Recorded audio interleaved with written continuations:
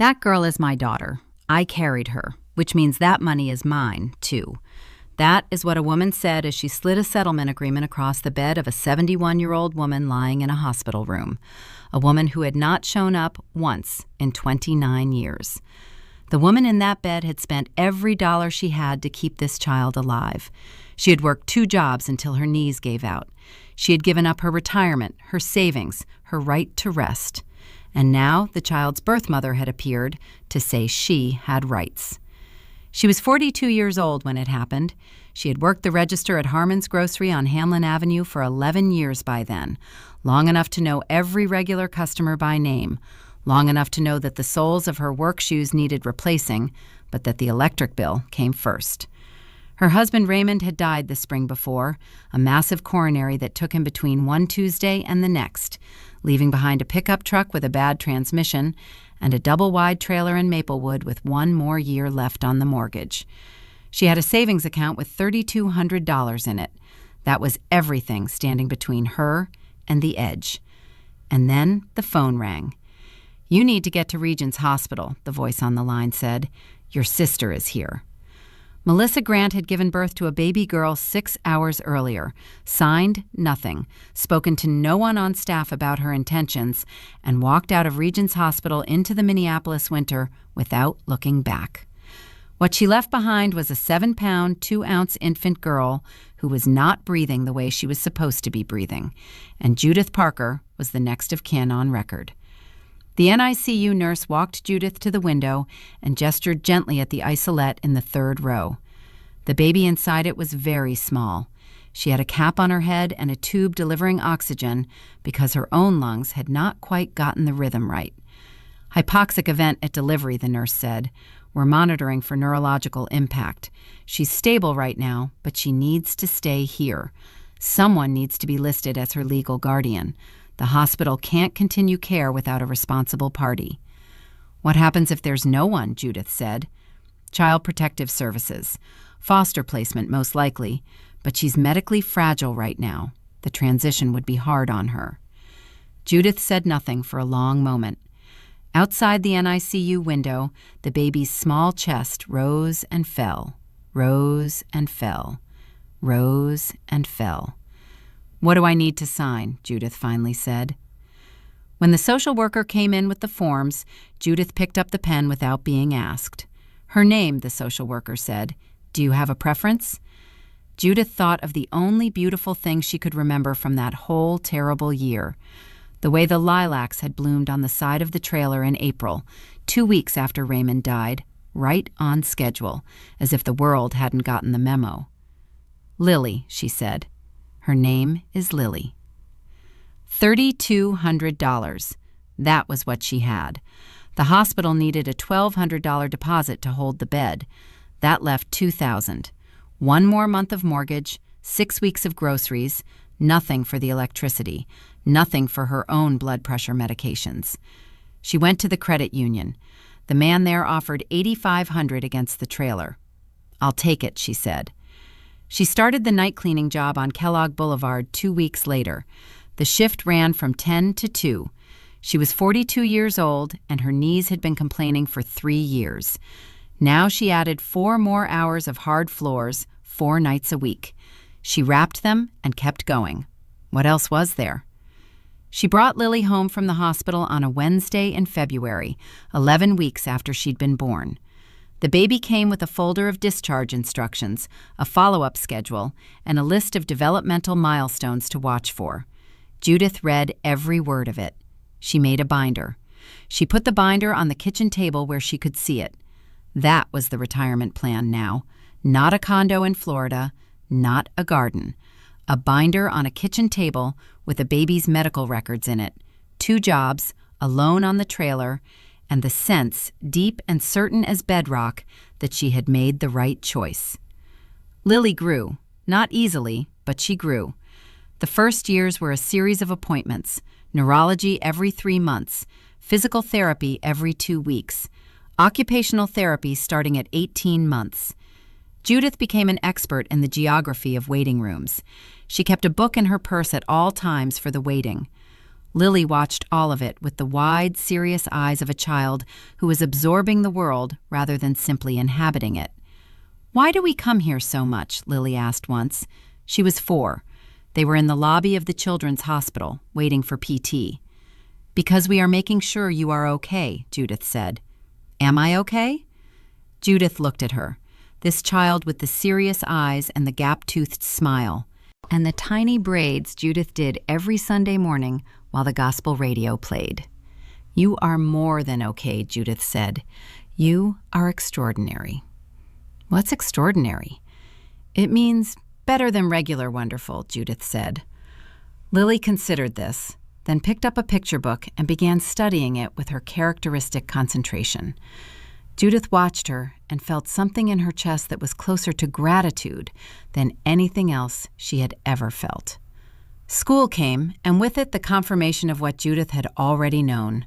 Lily was bright, remarkably so. Her second-grade teacher pulled Judith aside at the fall conference to say, "Mrs. Parker, Lily is one of the most remarkable students I've had in 22 years. Judith nodded and said thank you, and drove home and sat in the parking lot of the trailer park and allowed herself, for exactly 4 minutes, to feel something uncomplicated and good. Then she went inside and started dinner. The money never stopped being a problem, but the binder on the table kept growing, and so did Lily. The moment that changed Lily Parker was not a dramatic one. It arrived on a Tuesday evening in November when she was 14 and came downstairs for a glass of water and found her mother at the kitchen table under the single overhead light, sorting through a stack of medical bills. Judith was going through them slowly, cross-referencing, making notes on a pad in her careful, small handwriting, and she sighed. It was not a dramatic sigh. It was a small, private, involuntary exhalation, the sound a person makes when they have been carrying something heavy for a very long time, and briefly, for just a moment, let themselves acknowledge the weight. Lily stood in the doorway in her socks and her pajamas, and she watched her mother's hands moving over those papers in the yellow light. Something inside her shifted. Not broke, not cracked, shifted, like a compass needle finding true north after years of spinning. She went back upstairs without getting the water. She thought about the waiting rooms. She thought about the doctors who had spoken over her head as a child, to Judith, as if Lily herself were a file to be discussed rather than a person to be addressed. She thought about the woman at the PT clinic years ago, whose insurance had denied a treatment, and the way the woman had sat very still for a moment before nodding, as if disappointment were simply the weather she lived in. In the morning, she went to the school library and asked where the books on law were. She wanted to understand the rules, because she was beginning to suspect that if you knew the rules well enough, if you knew them better than the people using them against you, you could change the outcome. She wanted to change outcomes. She graduated in the top 10% of her class from Central High School. She went to the University of Minnesota on scholarship and financial aid. She was accepted to law school at 23. She graduated at 26. She passed the bar on her first attempt and went to work for Hennessy & Carver, a mid-size Minneapolis firm that specialized in medical malpractice litigation. When Douglas Hennessy asked her in the interview why she wanted to practice in this area, she gave him most of the truth. "I grew up watching what happens when the healthcare system fails people who don't have the resources to fight back," she said. "I want to be the person in the room who knows the rules better than anyone else." Her first significant case was a family from North Minneapolis, a mother whose newborn son had suffered a hypoxic brain injury at birth due to a cascade of delays and a failure to escalate a concerning fetal heart tracing. Lily sat across from this family in the conference room and listened with the particular stillness of someone hearing an echo of their own origin story. She worked the case for 11 months. She built a timeline that opposing counsel's own expert called airtight. On the 4th day of trial, Lily Parker stood before the jury and said, "The person who signed the consent form that night had no real opportunity to understand what she was consenting to. Consent is not a signature on a page. Consent is understanding. and the hospital failed in its fundamental obligation to ensure that this family understood. The jury deliberated for 2.5 days. They returned a verdict in the plaintiff's favor. Judith Parker was in the back of the courtroom. She had taken the day off from Harmon's, where she still worked 3 days a week, even though Lily had told her she didn't have to. She sat in the back row in her good blouse with her hands in her lap. When the verdict was read, she pressed those hands together and bent her head. Lily saw her when she turned around. Across the courtroom, their eyes met. And Lily, the lawyer, the one who had just won, was the one who had to look away first. 29 years. That is the distance between a phone call in the winter of 1995 and the afternoon in early September when Judith Parker opened her front door and found her sister standing on the porch. Melissa had aged more than the years accounted for, the kind of aging that happens when life is hard in sustained and specific ways. She was 64 and looked, to Judith's careful eye, like a woman who had made a great many decisions that had not worked out. "Can I come in?" Melissa said. "What do you want, Melissa?" "I need to talk to you about everything, about what I did." Judith stepped back from the door. She was tired, but she was not cruel. She let her sister in. The first hour was tears. Melissa had always been good at tears. Judith sat across from her at the kitchen table and listened to the years of failed relationships, jobs that hadn't lasted, the circuit of cities she'd run through, the medical debt that now sat as a lien against a future she didn't quite have. "I don't have anywhere to go, Judy," Melissa said. "I'm 64 years old and I'm about to lose my apartment. I want to make things right. I want to be part of this family again." Judith set her tea down carefully. "You want to reconnect," she said, "after 29 years. Melissa spread her hands. "I know how it sounds." "It sounds like you need something," Judith said. Her sister's eyes filled again. "I need my family," she said.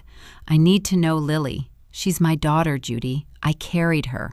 I have the right to know her." There it was, the thing underneath the thing. "Lily is a grown woman," Judith said. "She can decide for herself who she wants in her life." "I know, but I want the chance." Judith was quiet. "Are you asking about money, Melissa? Because I would rather have it said plainly." "I just want to know my daughter," Melissa said, but her hands were not quite still in her lap. It was a Thursday morning in October when Judith had the episode. She was sitting in her chair by the window with her morning coffee when she felt a strange heaviness on one side of her face, a warmth in her left hand that was there and then not there. She sat very still for several minutes. Then she picked up the phone. She called 911 first, then she called Lily. The neurologist at Regents Hospital told her it appeared to have been a TIA, a transient ischemic attack, a small stroke in common terms. Warning event. They wanted to keep her for observation, adjust her medications, run more tests. Judith nodded at all of this with the equanimity of a woman who had spent decades in medical facilities listening to things she would have preferred not to know. She was waiting for an echocardiogram when Melissa walked in. She had not been invited. She came in with a container of soup and the careful expression of someone who had choreographed their entrance.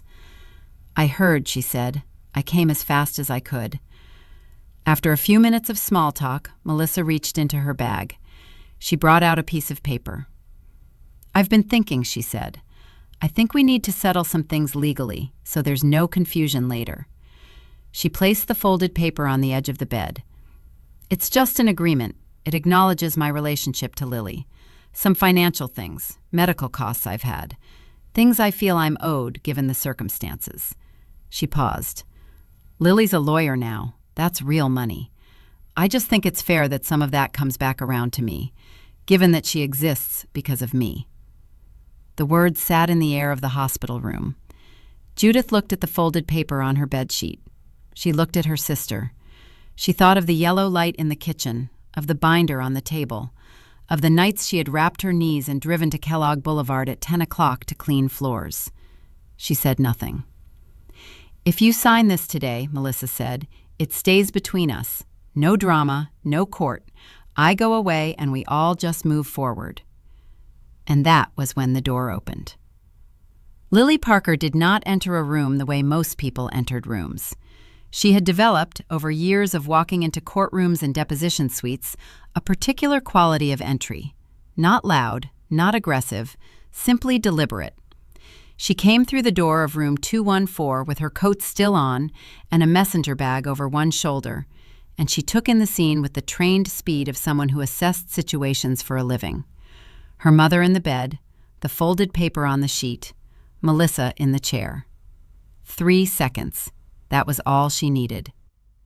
"Aunt Melissa," she said. Her voice was completely level. She crossed to the bed. She did not touch the paper. She looked at it the way she looked at evidence, which, in a sense, it was. Then she opened the messenger bag and took out a folder. "Mom, I need you to trust me." Judith looked at her daughter. "Always," she said. Lily removed 2 documents from the folder. "This is a certified copy of a voluntary relinquishment of parental rights filed with Ramsey County Family Court in March of 1996, she said. "Executed by Melissa Christine Grant. Witnessed and notarized. Filed properly. Irrevocable. In 1996, you gave up every legal relationship to me. Every right, every standing, every claim. You did it voluntarily, and I am not here to relitigate why." She picked up Melissa's document and read it for 45 seconds with the speed of someone who reads legal documents for a living. "What you just asked my mother to sign is predicated entirely on a claimed relationship that you legally surrendered 28 years ago, which means it's not enforceable. But more than that." She held up the second document from the folder. "Presenting a document for signature to a person who has just been hospitalized in a vulnerable medical state, accompanied by an implicit threat of legal action if they don't comply, is not just unenforceable. It could be characterized as elder financial abuse under Minnesota Statute 626.5572. It could be characterized as extortion. This is a notice that I will be filing for a protective order on behalf of my mother. It is effective upon filing. I am filing it this afternoon." The room was very quiet. Melissa's face had gone through several expressions in the last 2 minutes and landed on something adjacent to blankness, the place a person's face goes when all the scripts have run out. "Lily," she said, her voice was smaller than it had been, "I just want—" "I know what you want," Lily said. She was not unkind. There was no anger in her voice. There was something cooler and more final than anger. "You want what you've always wanted, which is for someone else to carry the weight, someone else to make the sacrifice. And then, when the outcome is something you want a piece of, you want to come back and have a claim on it. My mother has been carrying weight since 1995, quietly and without complaint, and at a cost you cannot begin to calculate. And I will not sit here and watch someone walk into her hospital room and ask her to carry something else." Melissa opened her mouth. Closed it. "You should go," Lily said, "and you should not come back." The protective order was filed that afternoon. It was granted within 48 hours. Melissa Grant did not contest it. She went, as she had gone before, as going was, perhaps, the thing she had always been best at. Judith came home on a Saturday, 6 days after the TIA. Less salt, less stress, more rest. She sat in her chair by the window, and Lily sat on the footstool across from her, the way she had sat as a small girl during the times Judith had read to her, and the light came through the maple, which had mostly turned by now, October having done its work, the leaves going amber and gold against the gray Minnesota sky. "I want to talk to you about what you did," Lily said, "in 1995, and every year after." Judith looked at her. "You know what I did," she said. "I know the facts of it," Lily said. "I want you to know that I understand what it cost. Not as your daughter, as someone who has spent years working cases involving exactly this, the math of what a person sacrifices. I know what you gave up. I know what retirement looks like for a woman who spent her savings account on an NICU deposit. I know what it means to work 2 jobs on knees that were already hurting. I know the number. And I need you to know that I know." She leaned forward and took her mother's hands in both of hers. "You stood for me when I couldn't stand for myself," she said. "When I was too small and too sick and too new to know what was happening. You stood between me and everything that could have gone wrong. You have been standing for me my whole life, and I am here now, and it is my turn. So I need you to let me stand for you. Not because I owe you, not as a transaction, but because this is what love looks like in this family. It looks like showing up. It looks like standing, and it is my turn to stand." Judith looked at her daughter. This woman who had come from a hospital room in a cold winter when every reasonable calculation had said, "Don't do this, Judith. Walk away. This was not yours to carry." She had carried it anyway. She had carried it until it became the best thing she had ever done. "You turned out fine," she said. Lily laughed. It was a real laugh, loud and surprised and genuine. "Fine?" she said. 30 years of sacrifice, and that's what I get? Fine?" "Better than fine," Judith said. "Extraordinary." She squeezed her daughter's hands. Outside, the maple dropped another leaf. The afternoon held. She had not started out to be a hero. She had started out to be a woman who showed up when she was called. There is a kind of love that does not ask if you are ready. It arrives in a fluorescent hospital corridor and asks one question, and the answer you give becomes your life. Judith Parker answered yes. She answered yes at the credit union and at the night cleaning job. She answered yes every morning for 30 years when she put on her shoes and went to the register and sorted the bills and checked the homework and drove her daughter to every appointment on the calendar. And the person she showed up for grew into a woman who fought for people who couldn't fight for themselves, who walked into courtrooms knowing the rules cold, who sat on a footstool on a Saturday afternoon in October and said, "I see what you did. I see what it cost. I'm here. I'm standing." Wealth can be counted. Legacy cannot. Judith Parker was not a rich woman. She was something rarer than that. She was the person who had not walked away, and a daughter's whole life was the proof of it. Now we want to hear from you. When everything was on the line and every reasonable voice said walk away, Judith said yes. Do you think she made the right choice? And what do you think of Melissa? Is there any grace left for a woman who left and came back only when she needed something? Tell us in the comments. If this story moved you, share it with someone who needs to hear it today. And if you know a Judith, someone who quietly, without credit or applause, chose love when it cost them everything, tell them. They deserve to know that someone sees them. We'll see you in the next story.